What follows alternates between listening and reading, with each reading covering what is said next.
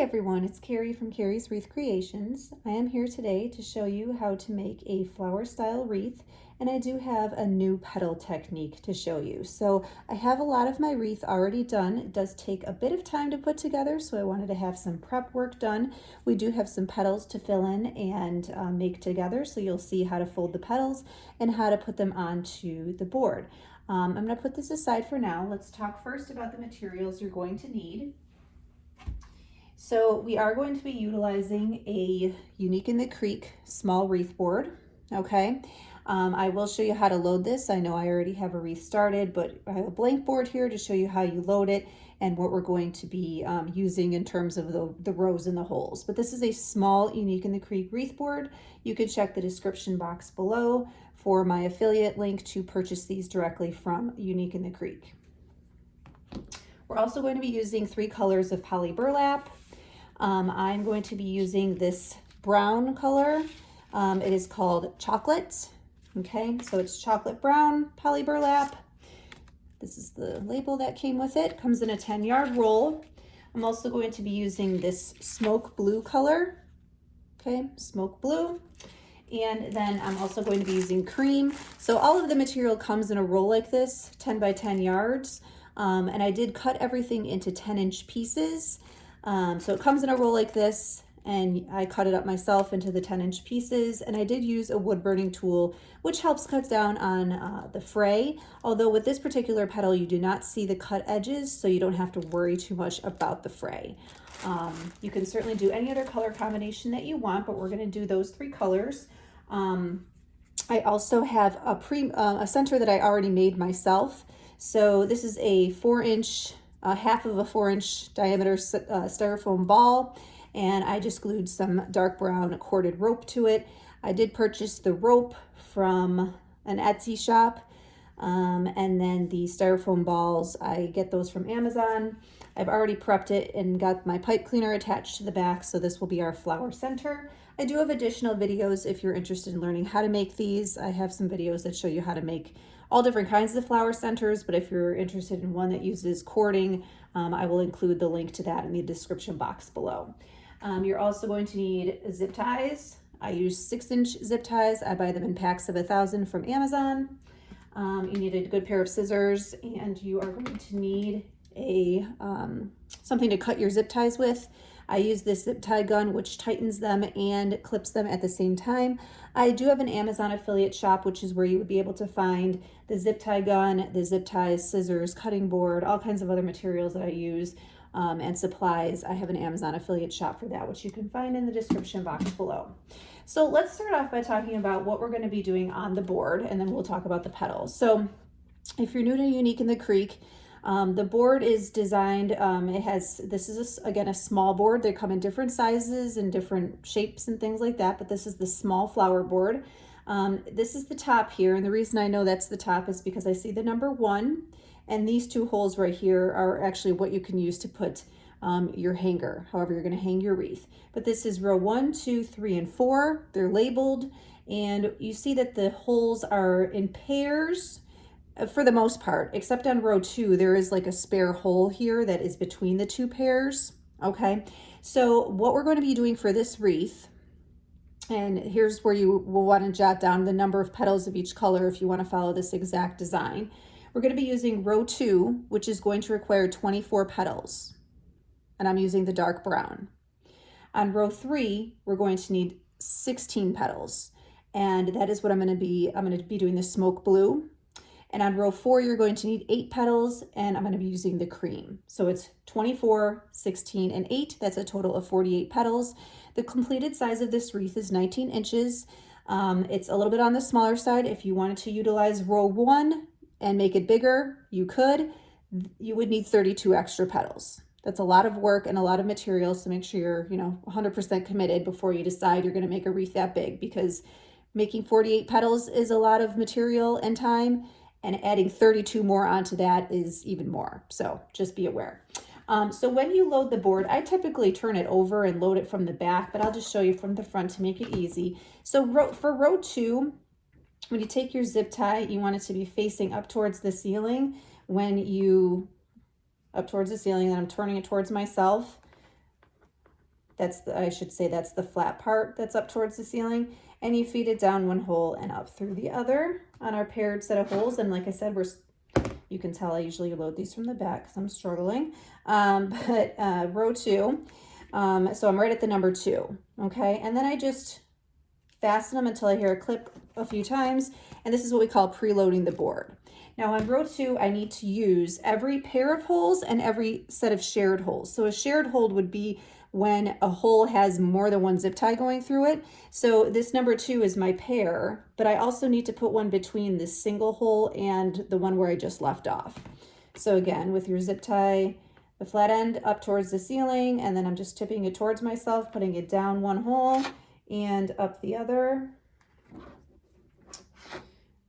And I promise it's a lot easier than I'm making it look. I'm just kind of fumbling a little. And you just simply click that into place, and there's your second zip tie, okay? And now I would continue all the way around row 2 like that, okay? So the next one would go here between these two, and so on. Row 3 is going to be the same idea. So I'm just picking a set of holes here, and I put that in. Okay, so that's my pair of holes. This is row 3. Now I moved on to the next row. And then you do need to share. So between this pair and this pair, there's a space here. You do want a zip tie there as well. So down one and up the next. And click that into place. Okay, just like that. So every set of holes and shared holes on row 3, and the same exact idea for row 4. Okay, now I'll show you the back of my current wreath so you can see what it looks like, because sometimes it's almost easier to see from the back where all the zip ties go. Okay, so let me put this aside and grab that. Okay, so here is my wreath that I've already started. Okay, so as you can see, here's row 1. It's empty. I'm not putting anything in there. Okay, row 2, I need to put 3 more in here.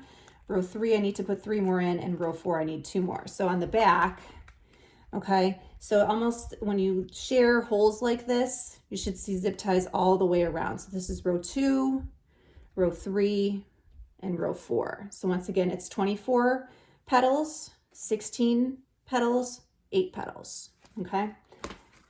So that's the setup. If you're already familiar with Unique in the Creek, probably could have breezed right through that pretty quick, but that's how you want to set up the board. Again, if you want to do a bigger wreath and use row 1, you're going to need 32 more zip ties and petals. So let's get started with how we fold this petal. I'm using poly burlap for a reason. I feel like the way I'm doing this petal, it requires a lot of manipulation and me kind of pinching and pulling at the material until it gets into the shape that I want it. And I found that when I tried to do this with deco mesh or fabric mesh, I did not get the same results and didn't really like the way it came out. So I recommend poly burlap. Okay, this is already pretty flattened. Again, it's a 10 by 10 inch piece. I did cut it with a wood burning tool to prevent fray, but with this petal, you don't see cut edges, so you don't really need to wood burn. I just prefer to do that. It keeps it nice and neat. So 10 by 10, the curl side should be up. This isn't curling too much because, like I said, I already flattened it a bit just by cutting it and putting some weights on it. But what you're going to do is take your 10 by 10, turn it into a diamond shape, and bring the top down to meet the bottom. And you're forming a triangle just like this. Okay. Now, you do need to really kind of stretch this with I'm using my middle finger and my thumb to stretch this from the tip of my triangle up towards the top. Okay. And I'm going to switch hands because I'm right-handed and I want to fold with my right hand. So I apologize because I'm kind of blocking a little of what I'm doing, but you do want to really stretch that. And then take this end, bring it down towards the bottom. Okay. Now, I don't want you to be too concerned that these ends are not really lining up perfectly. This petal is pretty forgiving if your cuts are not perfect. So don't pay too much attention. You can actually have a whole mess here at the bottom and it won't matter because you're going to cut some of it off and it's going to go into the zip tie. Okay, so all I did, once again, I stretched this and then I brought this end down towards the bottom. And I'm going to do the same thing on the other side. So I'm going to grab this and bring this towards the bottom. Now, from this point, if you're familiar with making flower wreaths, Unique in the Creek, there is I believe it's called the Gerber daisy petal that is actually just this fold, and then you pinch it and you can put it in the board a couple different ways. There's some other petals where, depending how much you overlap there's petal designs like that. So we're kind of starting off that way, but we're gonna do something a little different. So I'm gonna turn this on its side. Now, I did fold both of these ends towards the bottom. I want them to touch, but I don't want them to overlap at all.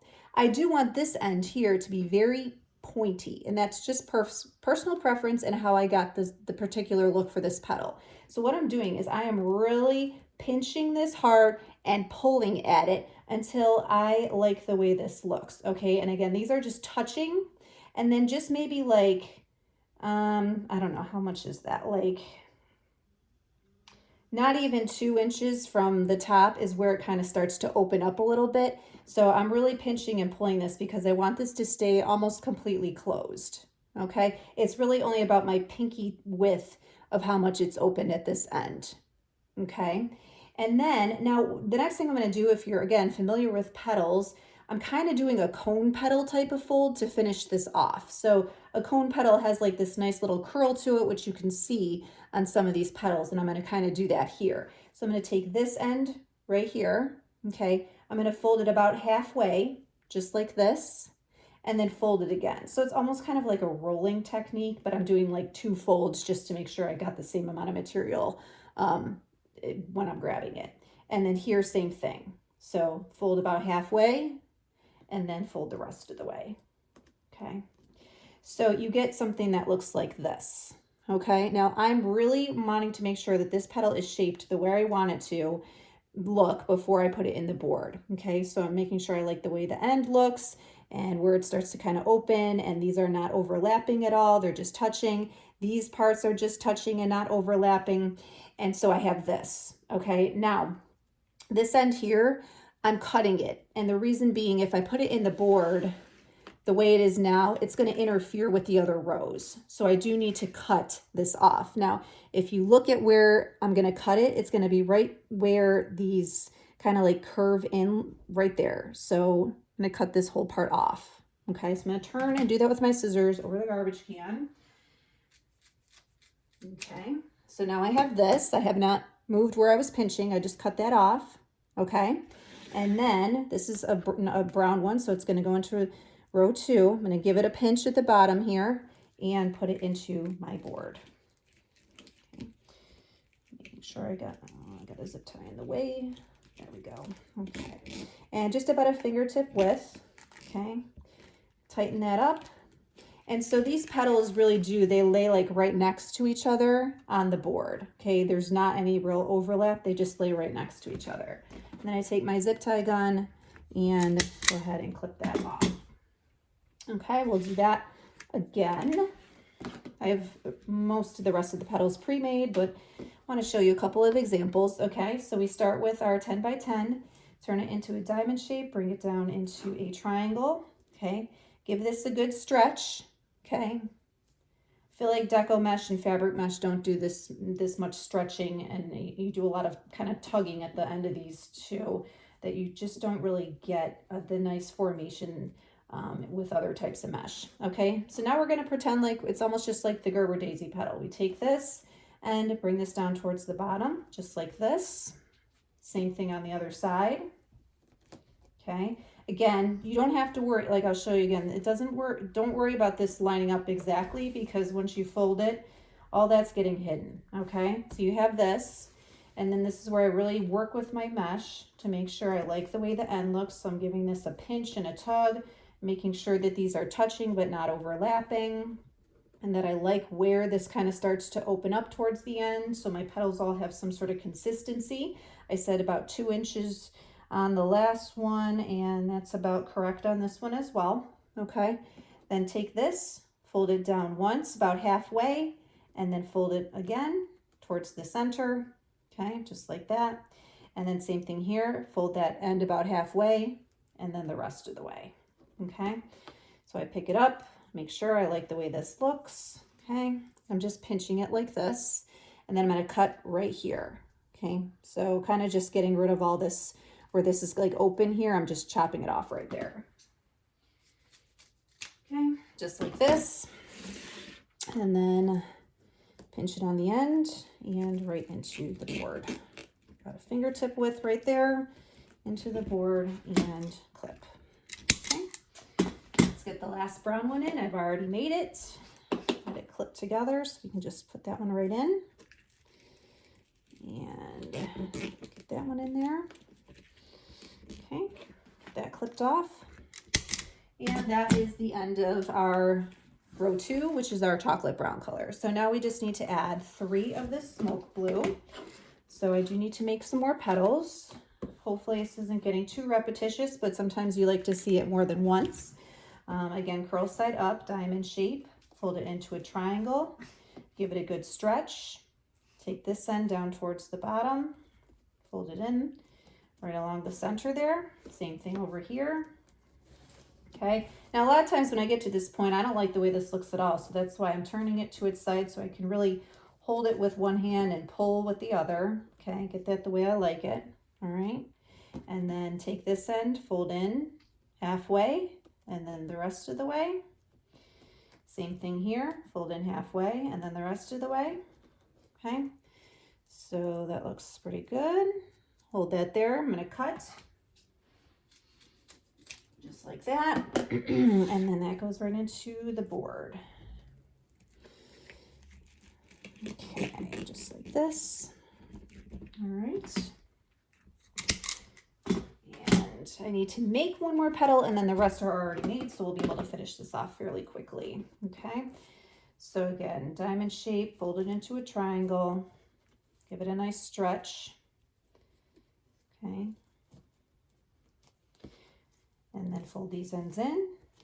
Okay. Again, if you pinched right here, you would have the Gerber daisy petal, and you could put it in the board like this. You could put it in the board like this. I do have a video. It is where I make a white flower, looks just like a daisy, where I do that petal. So feel free to check out my YouTube channel because I do have a video where I use the petal just in that exact form. Okay.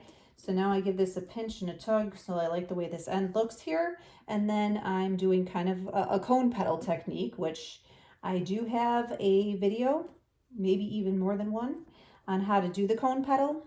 So this mimics that. It's not quite the same, but it's the same idea with this kind of rolled in look towards the end of towards the edge of your petal. So got that. Cut this off. And into the board. Like this. All right, clip that off, and got another blue already prepped, so this can go right into the board. Okay. Again, so it was 24 brown, so we're done with the chocolate brown, and then this was 16 blue that I had to do. Okay, smoke blue is the shade of blue. Okay. So that's the end of row 3, which is my smoke blue. Okay, so the last one, I already have my 2 cream colored petals done. So they're just gonna go right into the board. Now this row here is a little bit on the trickier side. And the reason I say that is because you do have to kind of manipulate these petals a little bit in order to make sure that when you hold up the wreath, you can't see holes through the petals. It's just because this is a very skinny petal that there is a chance you can kind of see the holes. Like, I don't know, if I move this aside, do you see that hole right there? So you really need to like kind of close these up. Now, one way you could get around, having to really manipulate these a lot would be to put more than 8 petals on the inside. So you could potentially take, like, say these 2 and put them into one zip tie and just see how many you would need to kind of really fill this out. I would say you'd probably need maybe every other set of zip ties you would do 2 petals in one zip tie to really make it full. But I am okay with like kind of pinching and moving these around to make sure that I don't see any holes through the petals. So I'm just sticking with my 8.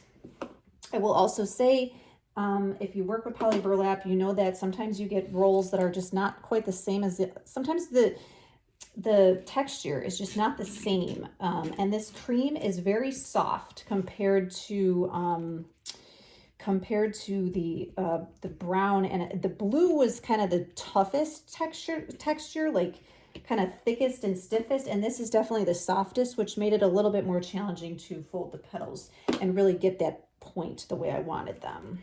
Okay, so I'm putting these two into the board. So as you can see, like this one looks a little wonky right now because it's kind of not quite placed right, which is why you kind of have to move these around. Let me go ahead and clip off the zip ties. And this is where you might want to kind of spread out your folds a little bit, like kind of like make it a little bit of a fatter petal in the middle here, just so you aren't seeing, like you don't want to see this little nubby of the zip tie from the previous row, okay?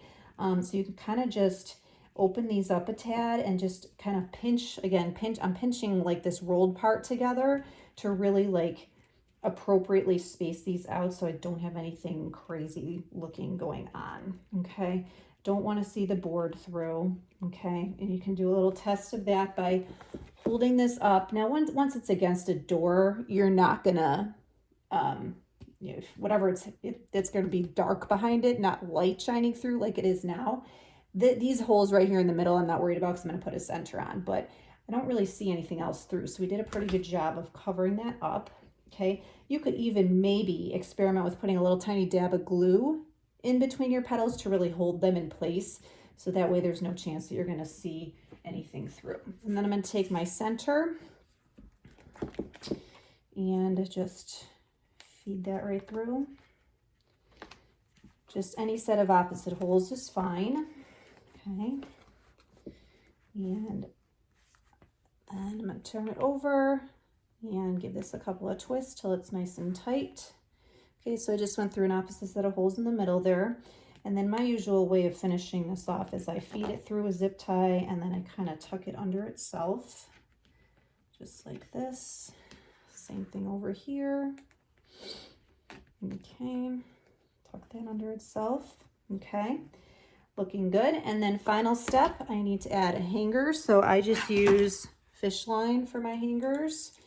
So just cut a piece off, better longer than shorter. And then go to on the back here. Here's the Unique in the Creek emblem. So up here, these two kind of, there's a pair of holes here, but these are like a tiny bit larger. Those are your hanging holes where you're going to hang your whatever you're hanging with. You can use twine, you can use a zip tie, you can use a pipe cleaner, you can use ribbon. I prefer fish line just because it blends in. It's not anything I have to worry about standing out or matching my wreath. And so I just pull that through, put a knot in it, just like so. Okay, get that nice and tight. Cut that way too long so I can cut some of that off. And there is our finished wreath. So again, this petal does not have a name.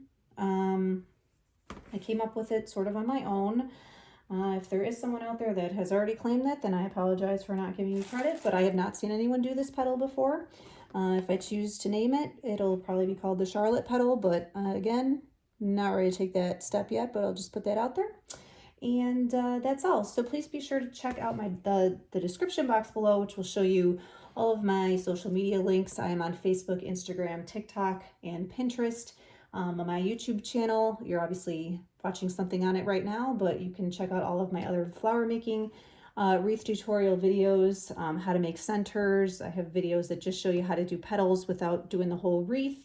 And then of course my affiliate shops for Unique in the Creek, where you can buy the boards as well as the materials. I have an Amazon affiliate shop for a lot of the supplies that I use.